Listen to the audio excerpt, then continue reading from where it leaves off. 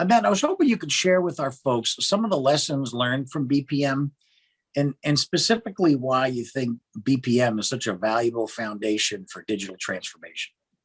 Yeah, absolutely. BPM methodology really establishes a healthy cadence, and that cadence is necessary for collaboration and for transformative process improvement.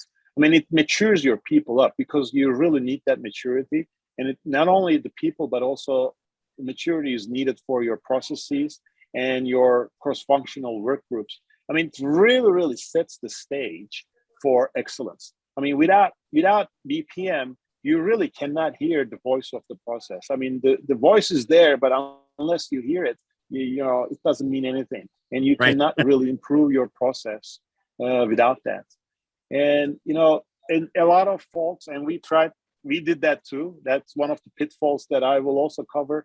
And but a lot of, like I said, a lot of entities, a lot of people, they attempt to digitize the process because, technology sounds so intriguing, and it is. Right. However, if you try to do that without improving your process, it will be garbage in, garbage out. It's really going to be a waste of, effort, and it would be an expensive one. So you really need to make those improvements first, and that comes with the methodology, a discipline that you're going to stick with. So that's a very important, lesson that we have learned. And as I said at the beginning, it also enables the collaborative work environment, making business and IT work together, hand in hand towards a common goal. I mean, without that common goal, it's just really hard to do things these days. And, again, take a look at the learning path at the BPM Institute.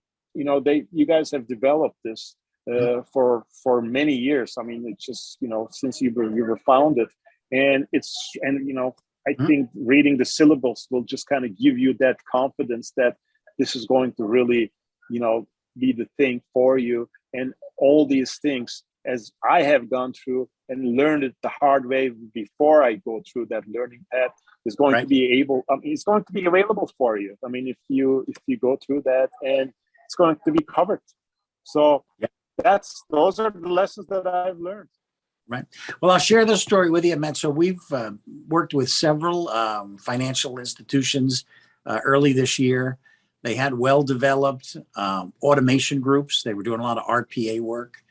And what they found is those groups would start to hit the wall because the groups that were doing the automation were not involved in understanding how the process worked.